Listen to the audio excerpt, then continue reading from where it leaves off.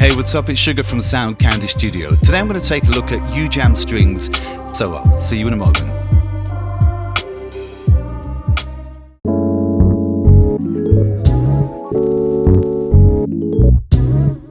Welcome back. Let's take a look at Ujam Striiiings, or something like that.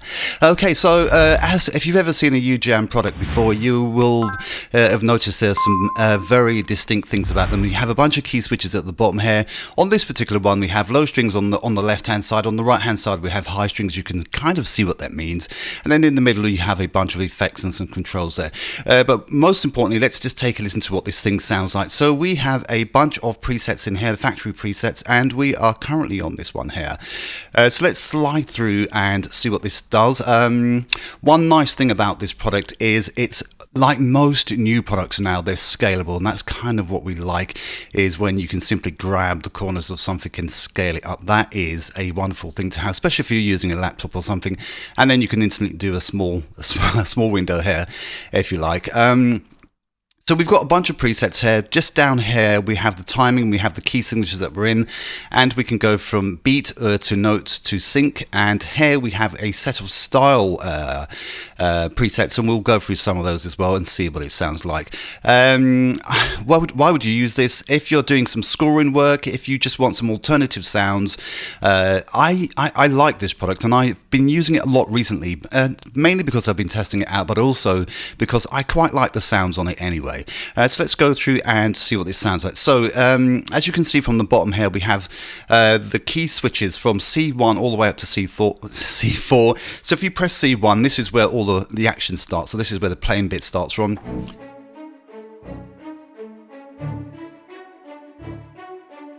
So let's go and play around with this thing and see what it sounds like. So if we press and hold on C3, let's see what this highlighter does.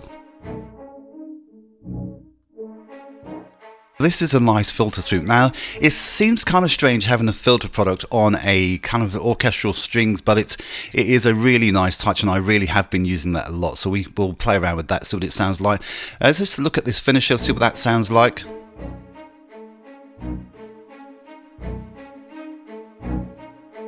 And then down here, let's go through, what's this? Let's see what these things sound like. Almost like an 8-bit or 4-bit sound. Let's go through again, see what else we've got here.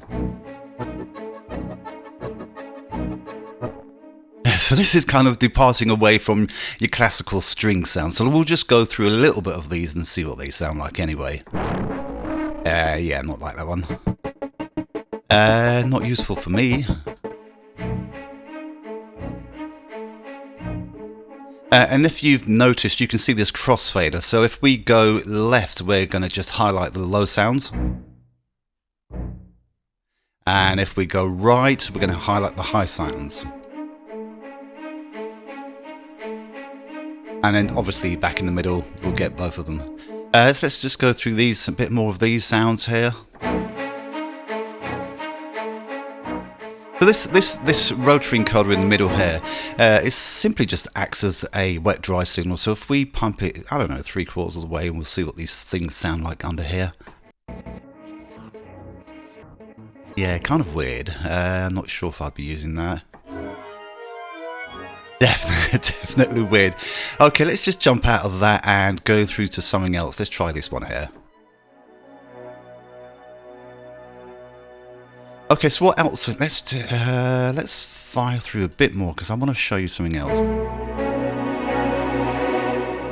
So let's put this on nothing so we're not getting any extra effects there. So as you can see, remember we said down here we've got key signatures, so let's try this in a C. Let's see what that sounds like.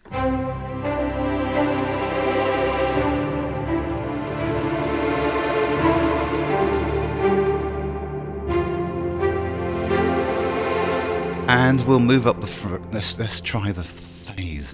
Phrases. Let's see what that sounds like there.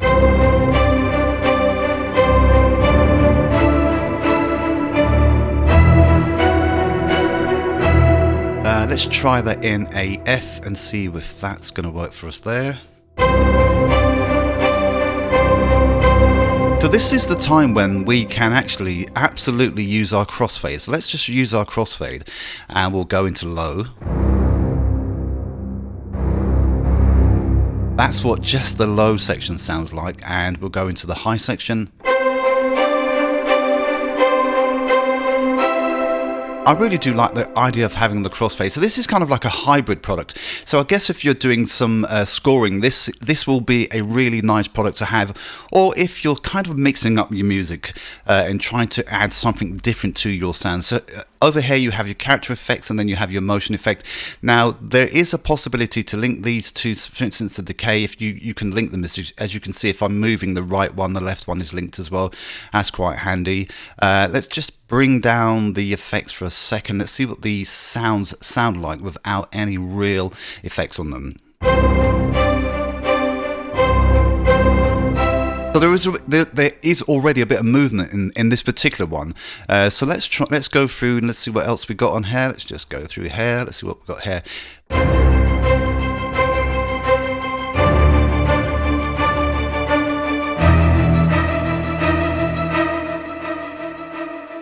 Now, I'm not a massive fan of the motion and the character effect on this particular product, so let's just move these down.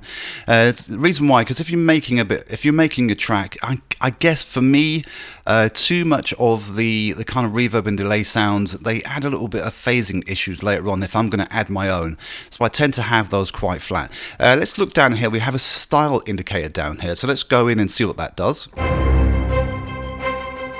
Now underneath here there is a whole bunch of presets, so we can go through and let's just go for epic, see what that sounds like. Let's flick through a few of these.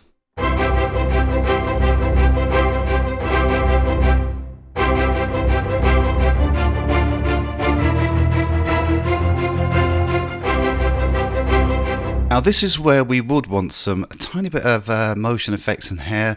Let's just do these ones here. Let's just see a little bit, just to give a bit of width.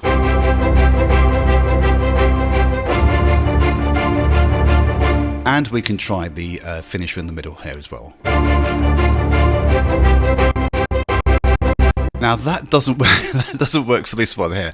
We're all the way down the bottom. So let's try a nice boost.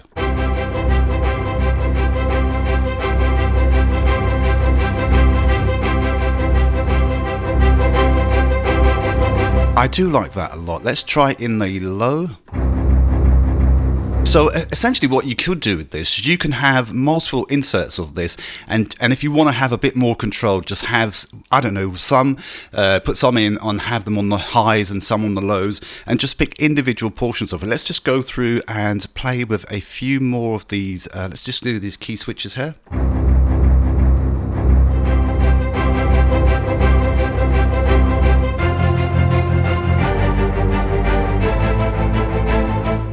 And let's try a few more of the styles and see what we got there.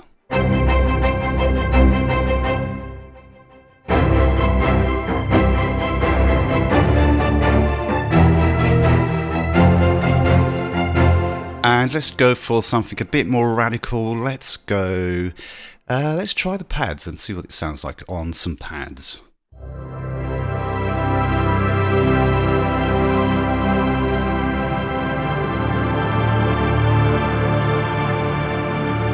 Let's flick through a few more of those.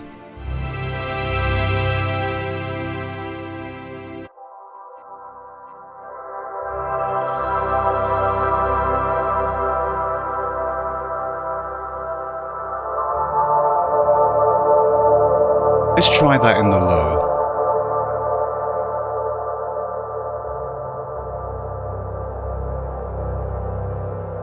Yeah, that's not too bad itself. Let's try some atmospheres and see what we have there and see what they sound like.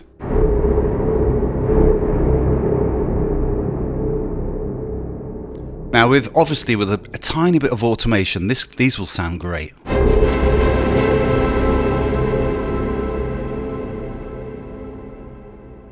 And let's just do a filter sweep on this and see what that sounds like.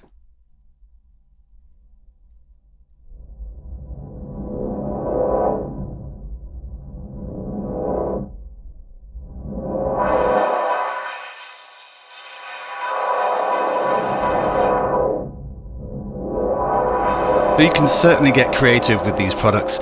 Let's see what else we got under here. Let's try this one here. And let's just cycle through a few of these ones, these more abstract ones.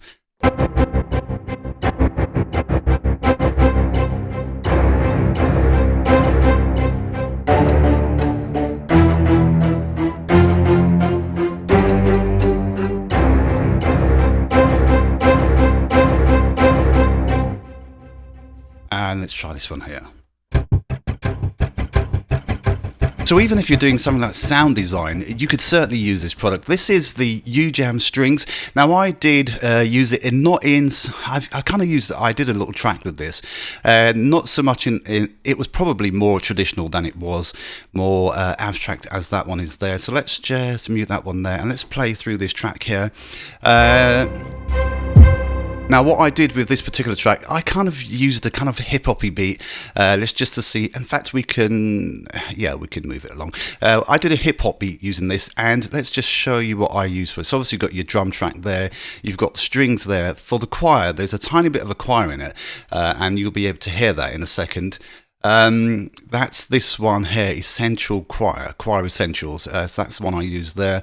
And I do love this product here. I really do love the sound of this product here.